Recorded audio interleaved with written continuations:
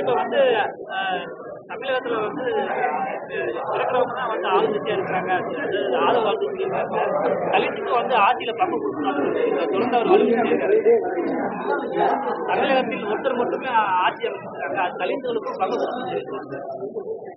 ஆட்சி என்பது மக்கள் அளிக்கிற தீர்ப்பு. என்றைக்கு தமிழ்நாட்டு மக்கள் விடுதலை சிறுத்தைகளின் மீது நம்பிக்கை வைக்கிறார்களோ அன்றைக்கு விடுதலை சிறுத்தைகள் கட்சிக்கு ஆட்சி அதிகாரத்தை ஒப்படைப்பார்கள். அவர் தன்னுடைய விருப்பத்தை வெளிப்படுத்தியிருக்கிறார், அவ்வளவுதான். ஆட்சி அதிகாரம் என்பது நம்முடைய உழைப்புக்கும் அர்ப்பணிப்புக்கும் மக்கள் அளிக்கிற ஒரு அங்கீகாரம். அதை நோக்கி நாங்கள் பயணப்படுகிறோம் அல்லது போராடுகிறோம் என்பதை சுட்டிக்காட்டும் வகையிலே அவர் கருத்து சொல்லியிருக்கிறார் என்று நான் கருதுகிறேன்.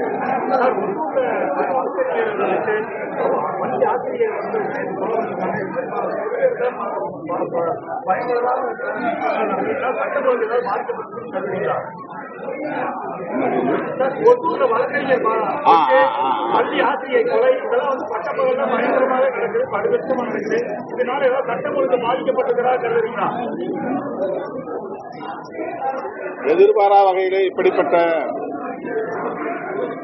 கொடூரங்கள் அவ்வப்போது நிகழ்கின்றன. இதை சகித்துக் கொள்ள முடியவில்லை. மிகுந்த வேதனை அளிக்கிறது.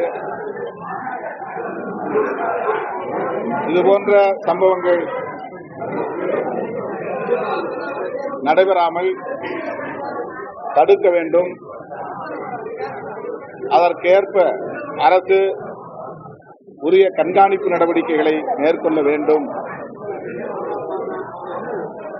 அதை கண்காணிக்க தவறினால், கட்டுப்படுத்த தவறினால் அது சட்டம் ஒழுங்கு பிரச்சனையாக மாறும் என்கிற கவலை அளிக்கிறது. ஒசூரிலே நடந்த இந்த கொடூர சம்பவத்தை விடுதலை சிறுத்தைகள் கட்சி வன்மையாக கண்டிக்கிறது.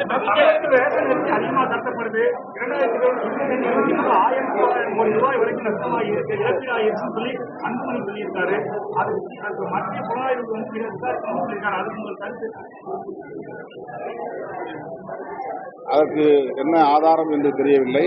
அவர் தன்னுடைய கருத்தாக வெளிப்படுத்தியிருக்கிறார்.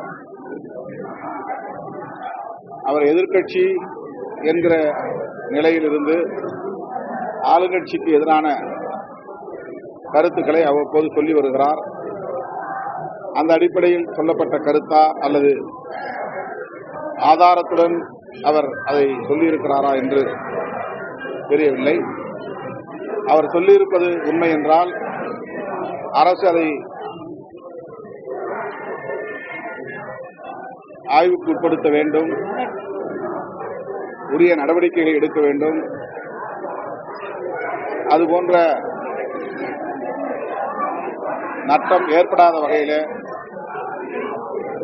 அரசு ஆவண செய்ய வேண்டும் என்று வலியுறுத்தினார். பொறுத்து பார்க்கலாம்.